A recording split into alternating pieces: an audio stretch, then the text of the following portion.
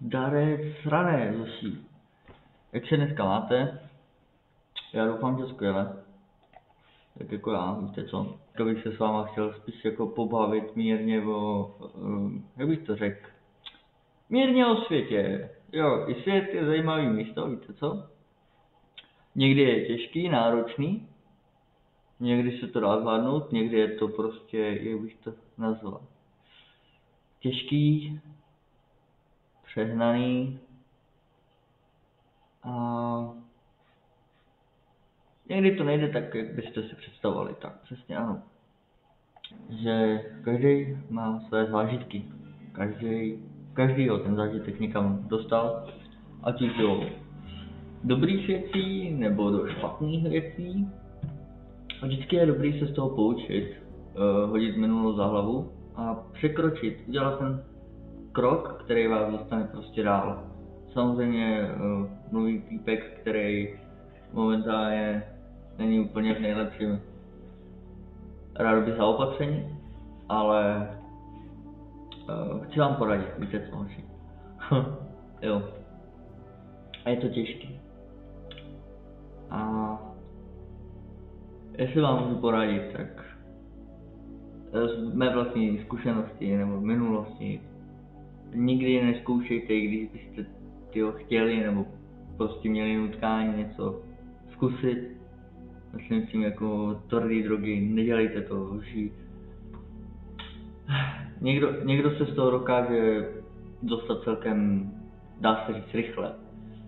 Ale někdo pak jako ty následky má daleko horší, může ho to dostat takzvaně až na ulici, úplně na dno, ale úplně jako.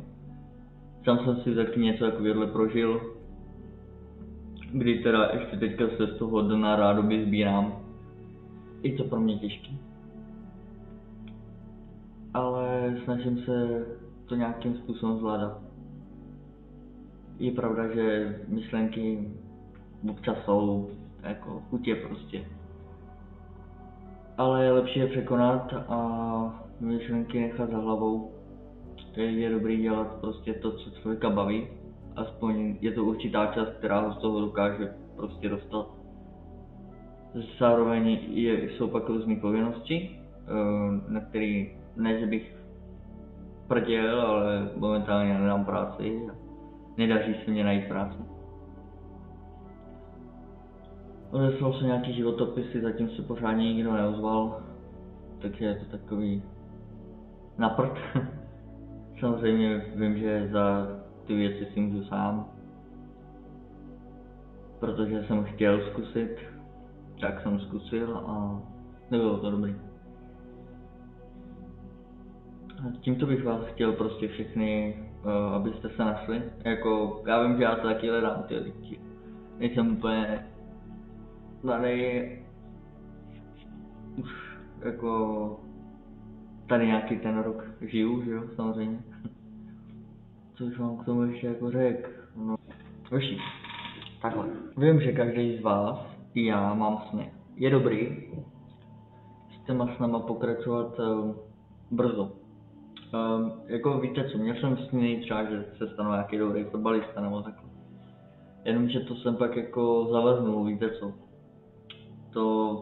Já jsem byl malý a nechtělo se mi autobusem dojíždět prostě samotnému tady 12 km. Takže jsem to zavrhnul.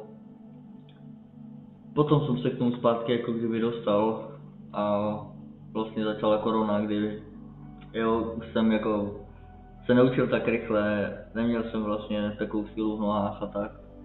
To můžu říct na rovinu, to vím, protože pak vlastně člověk přijel po fotbale a byl úplně vyplusaný, všechno bolelo, no.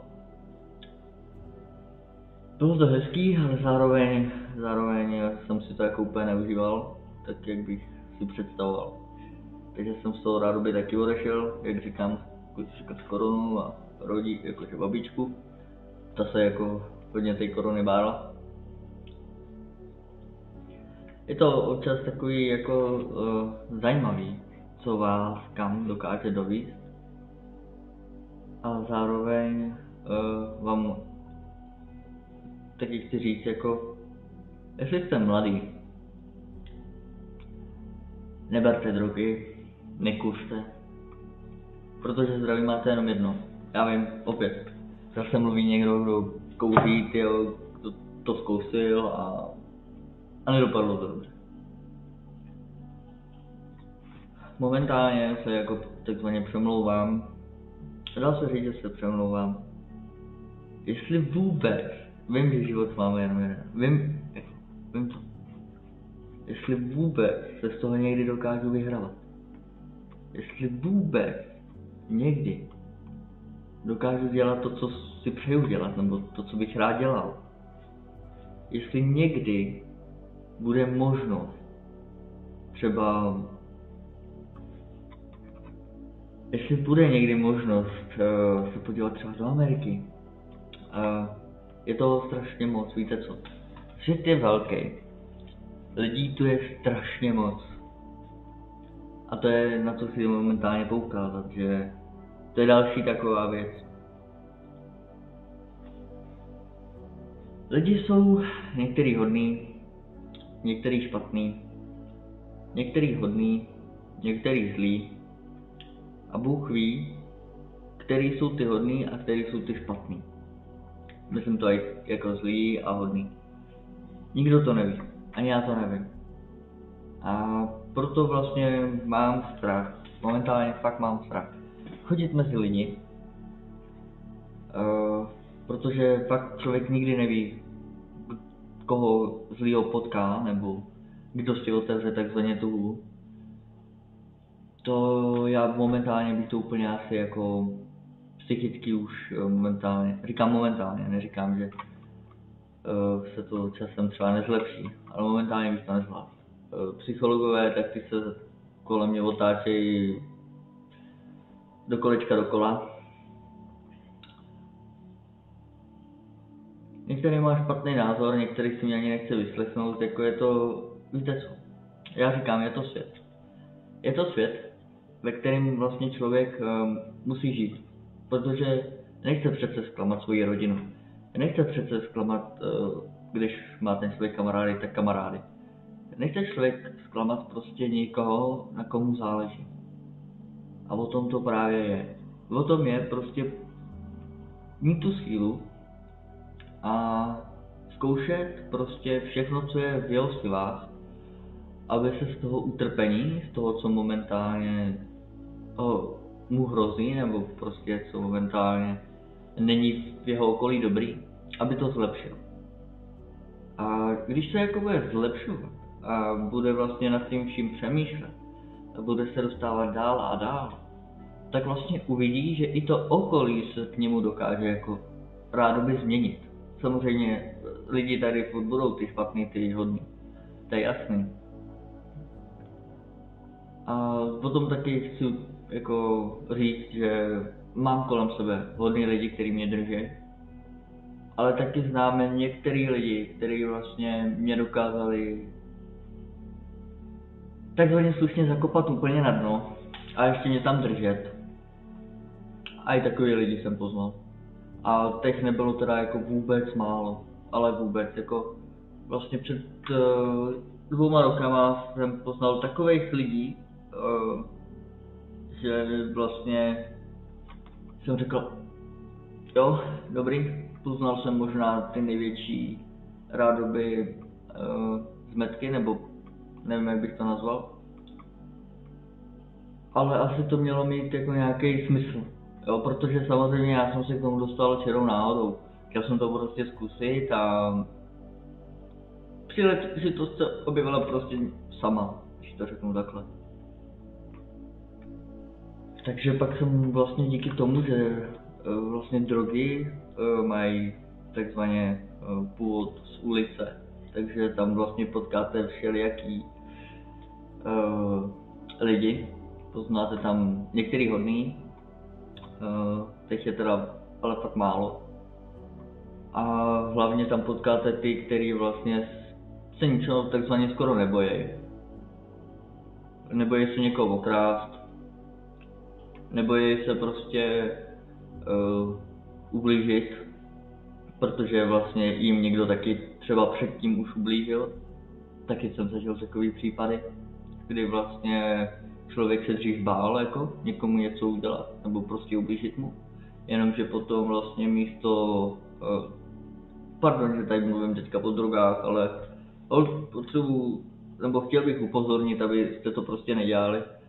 Ještě k tomu, když se dějou takovéhle věci, že vlastně šmeliny se teda, nevím jestli teďka ještě, ale dřív se to dělo, že vlastně pak místo drogy vlastně tam dal prací prášek, takže moc života mu nezbývalo, ale záchranáři a prostě jako ho dokázali z toho nějakým způsobem dostat. Je pravda, že už teda má jízvu na celé ruce po celý život, to už nikdo nezmění. Hlavně ale takzvaně, že žije, protože, jak říkám, život je jenom jeden a nikdo pořádně nechce se podívat za hranici života a smrti. Je to něco, co vlastně je mezi světem a mezi peklem, tak to je vlastně, já tomu říkám, ta hranice smrti. Kdy vlastně člověk tady ještě rádoby je, ale člověk ho nevidí, člověk ho nevnímá. Člověk ho dokáže teďka už pomocí nějakých přístrojů vnímat, dokáže s něma teďka už pomocí nějakých těch přístrojů komunikovat. Že vlastně i po smrti je takový život, který vás musí takzvaně dostat dál, jo.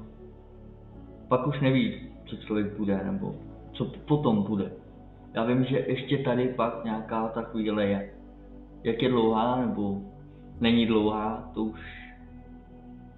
to už záleží pak asi na každém, jak vlastně se z toho všeho dokáže dostat. Ještě k tomu, když vlastně některý třeba mají duši přítomnou, což znamená vlastně, že jsou, jak bych to řekl, natolik dobrosrdeční, nebo prostě nelžou, nebo nikdy neudělali rádoby něco, co by druhýmu mohlo vadit. Jsou tady mezi náma takovýhle lidi.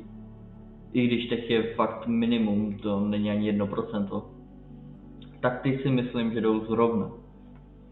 Potom tady jsem třeba já, který má zapečetěný asi na nějakou tu dobu, protože jsem si taky prožil hezké věci. Taky jsem vlastně kolikrát kecal, i když jako jo, svědomí je, ale někdo ho má malý, někdo ho má větší a někdo nemá žádný. Někdo se vlastně nebojí zalhat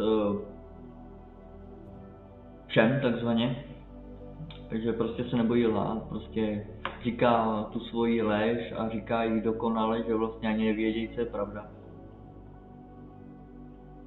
A je to takový o životě. Vlastně život vám dokáže ukázat cestu, kterou vy si musíte vlastně chytnout. Teda pokud chcete, samozřejmě. Je to druhá stránka věci. Ale pokud nechcete, nemusíte, je to vaše rozhodnutí.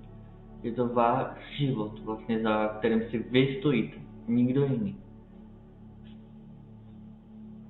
Všechno, co uděláte, jenom na vás. A jen na vás, jestli vás to má posunout dál, anebo jestli vás to má posunout spíš níž. Někdy je těžký bojovat za to, co máte rádi, ještě k tomu, když vás třeba okolí strhává dolů, furt vám říká, že je to na prd, nedělejte to. Třeba dám takový příklad, jsem slyšel, nedělej ze sebe debila na internetu.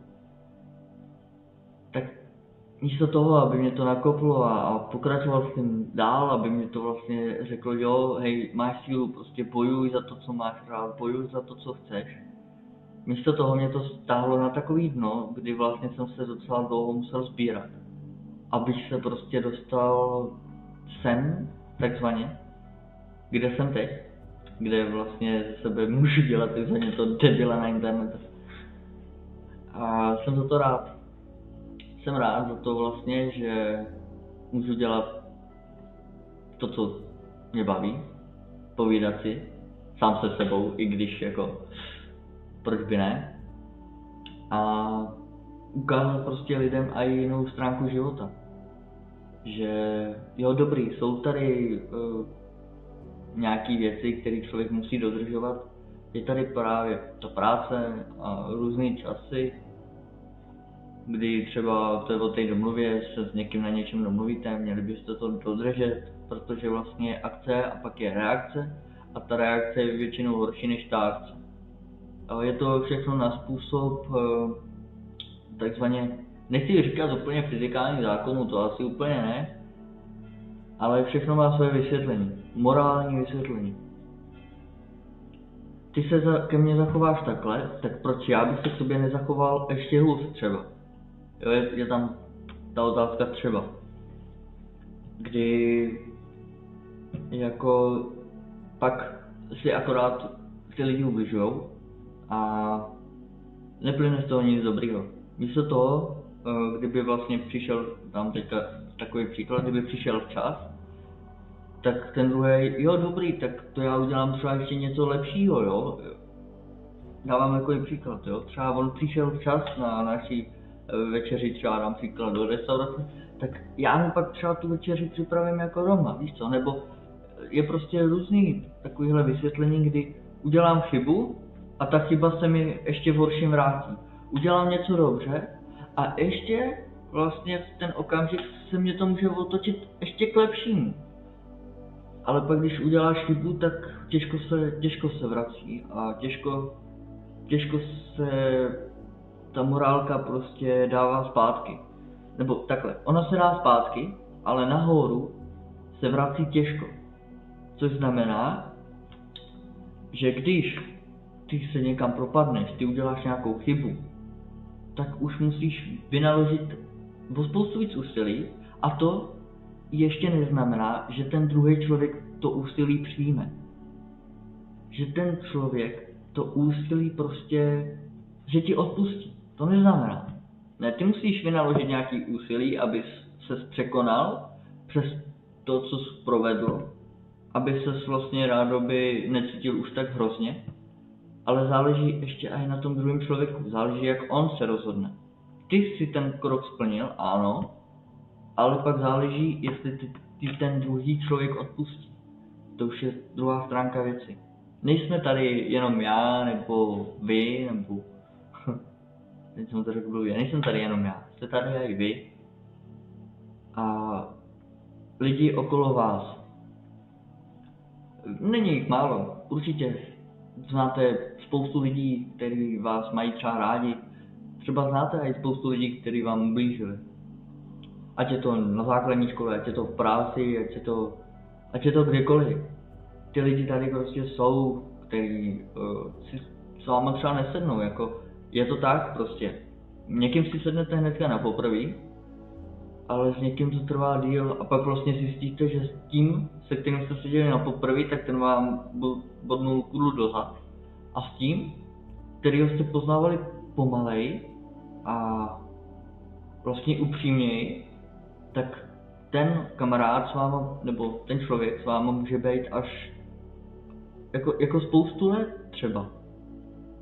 Než někdo z vás udělá takzvaně tu chybu. Ale vlastně, jak říkám, tu chybu se dá překonat. Záleží na vás obou. Je to takový, jak bych to řekl, nevysvětlitelně těžký. Je to vlastně jako když člověk pozoruje hvězdy. Každá hvězda je jiná a každá je originální. Některá svítí víc, některá svítí míň, některá vám třeba ukáže, i když samozřejmě jako hvězdy neukazují, ty tam jenom takzvaně jsou a utváří různé, jak bych to nazval, souhvězdí. A právě to souhvězdí vám může ukázat, protože ne vždycky vidíte to souhvězdí, které jde vidět.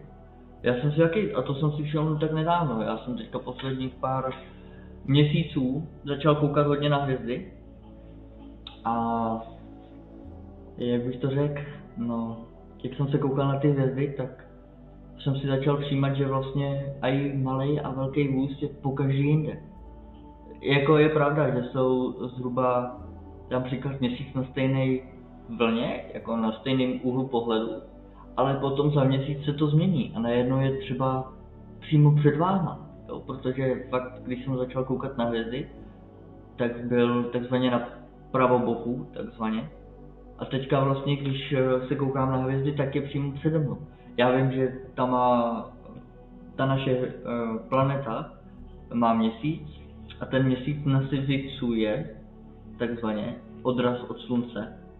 Nasvicuje ty hvězdy. Tím pádem vlastně, jak se naklání naše planeta, tak se podle ní naklání i ty hvězdy. Je to zajímavé, že planeta má hvězdy a to je právě to, co by mě zajímalo. Jak ve skutečnosti vypadá hvězda? To je nějaký prach nebo z čeho je složená hvězda?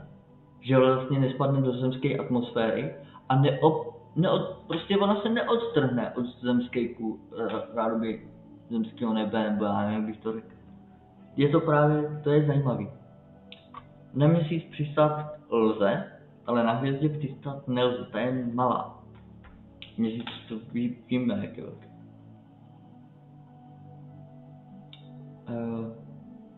Jestli to jsou jenom nějaký kameny, nebo těžko říct. A nejsem žádnej, jak bych to řekl, no. Ale lidi, teďka budu upřímný. Ve škole jsem byl totální elito.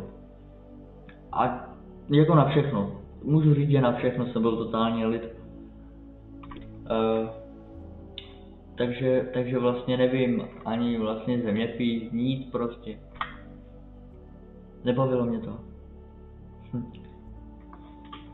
A jako nechci tady říkat zhruba jako, nechci takhle, upřímně.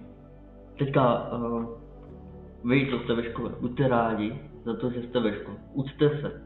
To je fakt důležitý, jako já vím, že třeba vás to taky nebaví. Nebo že prostě, jak bych to řekl, že vás to prostě nebaví, ale musíte. Jo, já vím, no, mně se to jednoduše říká, že taky jsem si tou školou prošel, nepropadnul jsem naštěstí, i když mě to vlastně nebavilo, ale vždycky jsem to nějakým způsobem zvládnul. Ne na výbornou, ani ne na chvalitebnou, ale zvládnul.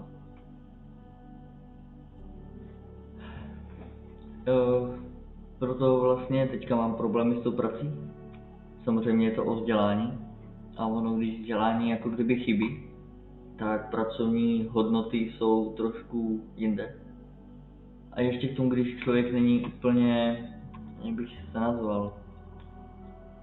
Já se nepodceňuji, ne. Já jenom říkám svoje zážitky z minulosti, které nebyly v souladu se mnou úplně nějaký dobrý, ale zároveň jsem se překonal a dostal jsem se někam, kam jsem jako chtěl, aby se dostal.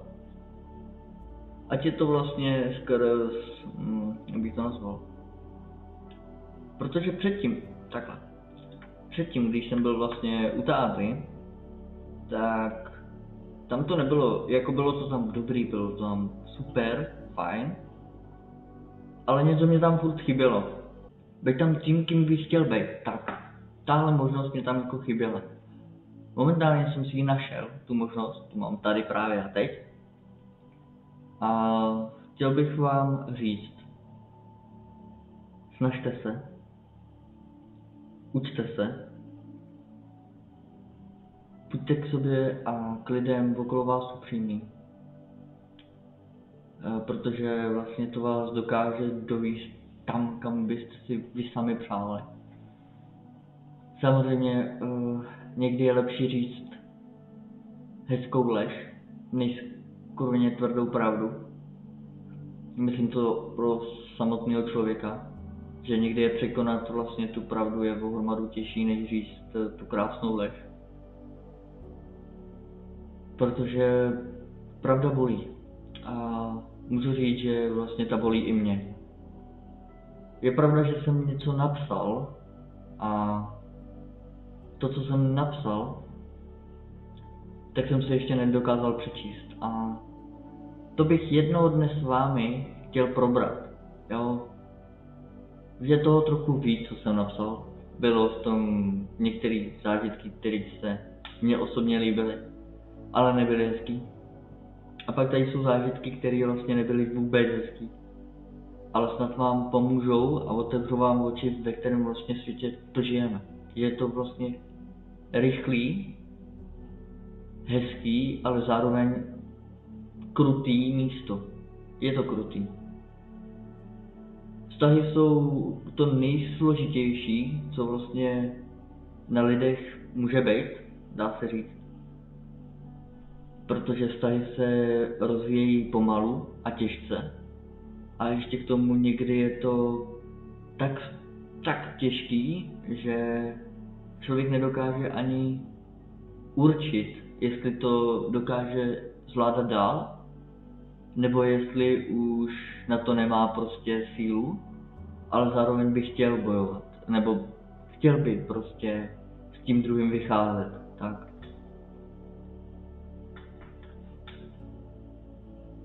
Někdy je to krásný, ty dny jsou rychlý, a někdy je to špatný a pomalý. Je pravda, že někdy je hezký se podívat na hvězdy, zazpomínat. Je hezký někdy si trošku zavzpomínat i na naše rodiče, naše, nechci říkat úplně prarodiče, ale kdo má nebo kdo měl prarodiče, tak samozřejmě taky. Jet k nim, užít si s nima nějaký ty dny ještě, dokud tady jsou, protože jednou už tady prostě nebudou. Všechno, jak plyne čas, tak plyne i stáří a to nám poukazuje na to, že bychom si měli vážit našich rodičů. Protože, a vlastně samozřejmě i rodiče dětí, jako to je jasný. Ale zároveň spíš ty děti víc těch rodičů, protože ty rodiče jim ukázali cestu. Ty je vlastně dokázali naučit něco, co třeba oni taky zvládali úplně jako tíhou. Že třeba, jak říkám, mně se do školy jako nechtělo chodit, jim třeba taky ne, ale snažili se a učili se a prostě zvládali to, aby prostě třeba ty jedničky měli. Je pravda, že vlastně život mě taky ukázal spoustu ran do zad a těžko se z toho pak dostávat jako zpátky, těžko pak vlastně se s někým začít kamarádit. A když jsem vlastně začal s někým se bavit a začal jsem říkat své zážitky a vzpomínky, tak přicházely další a další rány. A proto jsem říkal už jako ne, už ne. Jakože už fakt ne. Protože vlastně největší rány byly tak nějak, jak bych to řekl, prostě stejný. První rány vlastně přicházely tady ve druhé třídě, kdy jsem já sám sebe ještě taky pořádně neznal. Byly takový první rány, což jsem ani nevěděl jako pořádně co je a jak to funguje a kdo vlastně jsem a že jsem vlastně kluk a tak. Pak vlastně to samé, já jsem říkal dobrý, tak jako jo, nechám to za sebou, víš co, posunujeme se dál. Pak vlastně stejný rány, protože jsem přešel vlastně do jiné školy, takže stejný rány jsem dostával tam. Když jsem si teda řekl a dost, jako já sám na to neznám odpověď, na tož nevím, co bych vám jako na to řekl, tak jsem se uzavřel sám do sebe. Začal jsem poslouchat písničky o přestávkách, s nikým jsem se nebavil. Začal jsem kouřit. Začal jsem se prostě ubíjet. No, roky uplynuly celkem fajn, rychle, jako uteklo to jako voda. Pak jsem začal chodit na střední. Říkám, fajn, v pohodě, je to dobrý. Prvního půl roku to bylo rádoby skvělý. potom vlastně rádoby skvělý, protože jsem vlastně nikomu se neotevřel, jako byl jsem uzavřený, prostě nechtěl jsem se s nikým extra nějak bavit, samozřejmě s klukama, protože jsem byl na intru, s klukama na intru jsme se jako bavili v našem pokoji a tak jako různě celkově. Ale jako tajemství a tak jsem si nechával pro sebe. Jenomže to se změnilo ve druháku. Když jsem si teda zase podkopal nohy, vlastně větev jsem si podřezal úplně nehorázným způsobem. Když se mě pak dostávaly jako zpětné reakce, špatný zpětný reakce, tak jsem jako řekl OK, tak jo, takže jsem se znova zpátky uzavřel, takže ten třeťák už nebyl tak komunikativní. To už jsem začal teda i volit, se přiznám. To jsem začal i volit a to už bylo teda jako špatný. To už jsem psychicky vlastně byl v háji, nevěděl jsem, co mám dělat. Pro mě bylo nejdůležitější prostě dodělat tu školu. Nechtěl jsem to, jako chtěl jsem to zdát a zároveň nechtěl. Tak jsem ji dodělal a pak vlastně jsem začal chodit do práce. První asi 3-4 měsíce to bylo dobrý, to jsem vlastně ani nehulil, protože nebylo kde, nebylo to jak sehnat, takže to bylo fakt jako, to jsem si zase vyčistil hlavu a srovnali se mi myšlenky, jsem se srovnal. Jo, jenomže potom se staly nějaké věci a vlastně chtěl jsem zkusit prostě drogy, protože už jsem vlastně vzal marihuanu a tak už jako jsem to chtěl i prostě zkusit. Tak jsem to zkusil a to mě zakopalo hodně na dno. Poznal jsem špatný lidi. Zároveň někteří nebyli až tak špatný. Ale někteří zároveň jo. Je to spíš takový, já bych tohle nazval jako spíš můj život, bych to asi nazval.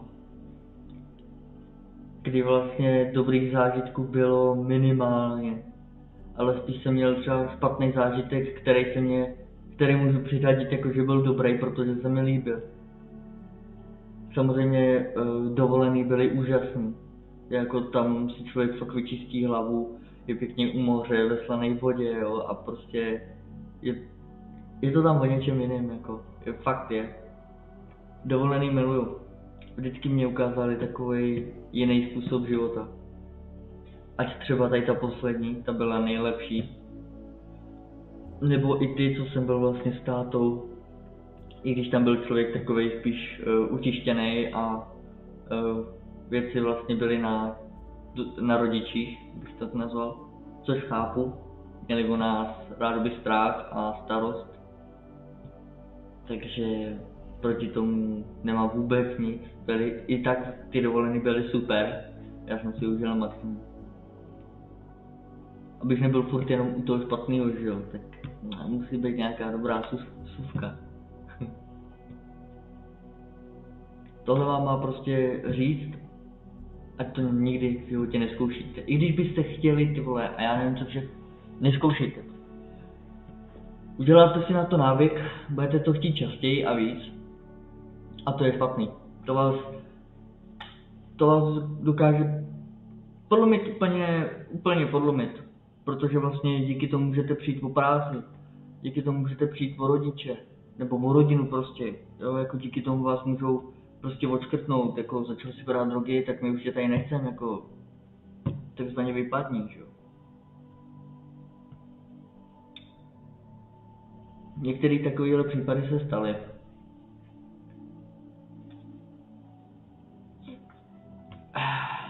A já se tam rodičům ani nedivím, protože vlastně, když už pak se člověk snaží sehnat tu látku za jakoukoliv cenu, tak by byl schopný prodat i to, co má nejradši. A i vlastně to, co ho rádoby drží, co mu drží střechu nad hlavou, takzvaně.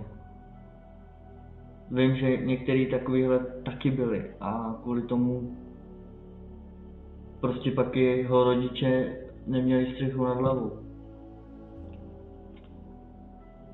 Škoda, že vlastně tady ty dokumenty, eventuálně, protože jo, tohle zrovna jsme se bavili s jedním pánem, to jsme i natáčeli. To mě bylo tak 14 let, 15 maximálně. Jenomže záběry se nějakým způsobem nedochovaly, což je škoda.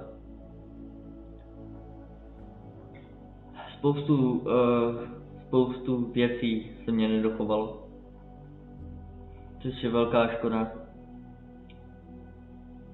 Ale zároveň jsem tady a rád bych prostě se nadvýšil a myslel pozitivněji, protože na to i to tady, nebo kvůli tomu tady jsem. Ne, abych přemýšlel nad špatnostma, dobrý, stali se, hodím je za hlavu. Jsem chtěl jenom prostě tady tím varovat, aby to nedělali, nezkoušeli.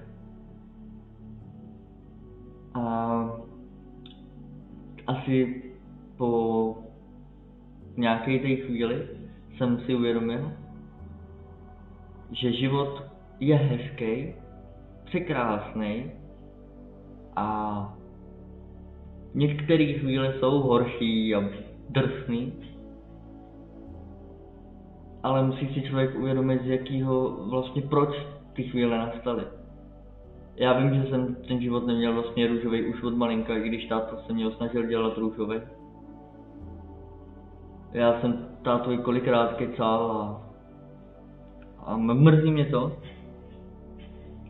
protože vlastně on se mě snažil ten svět dělat růžový a nebo prostě krásný a ve škole to bylo prostě špatný, jako tam jsem dostával kritiku.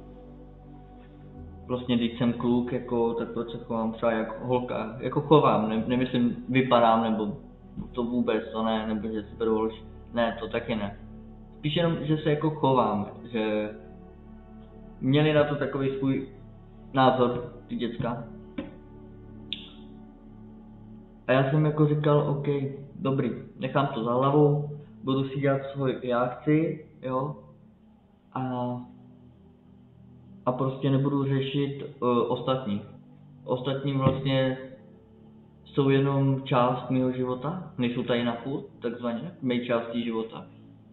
V mé části života je prostě se rozvinout takovým způsobem, aby jsem se měl rád já takový, jaký jsem, abych se dokázal přijmout a vždycky se dokázal srovnat s tím, že jsem, dá se říct, jiný a někdy i prostě si říct, jo, tak teď se zachoval jako ten debil ty. Protože nějaký takovéhle věci jsem tam měl, kdy vlastně já jsem dostal kritiku a místo toho, abych tu kritiku se snažil otočit v lepší kritiku, tak se mi vždycky, jak to říct, podsek. Jo, že jsem dělal vlastně dobrý, dostal jsem kritiku, já jsem ji nepřijmul a ještě jsem to podsek, abych dostával další kritiku. A čím víc vlastně jsem to takhle podsekával, tak tím víc mě to ubíjelo a nedokázal jsem se pak z toho jako dostat ven, vyhrabat se, nebo začít se bavit s těma lidma, spolužákama a tak. Nedokázal, pak už jsem se uzavřel na takovém způsobu, že prostě jsem byl jenom já. Do školy jsem chodil, protože jsem jenom musel, jinak bych tam vůbec nechodil. Když jsem mohl, tak jsem to vlastně nějakým způsobem utlučil, jako abych prostě nemusel do školy. Samozřejmě do školy jsem musel, jako když už jsem fakt musel, takže byly tam prostě takový rádoby týden, kdy jsem prostě nešel do školy, kdy jsem to prostě jako psychicky nezvládal. Tam toho bylo teda víc. To nebylo jenom skrz jako žáky, ne. Tam to bylo ohromadu víc. No. Bych vám popřál lidi, milí zlatý, bubelatý, co koukají občas na zázraky. že mějte rádi ty, na kterých vám záleží. A to hlavně především, mějte rádi sami sebe. Tím bych to dneska asi tak jako nějak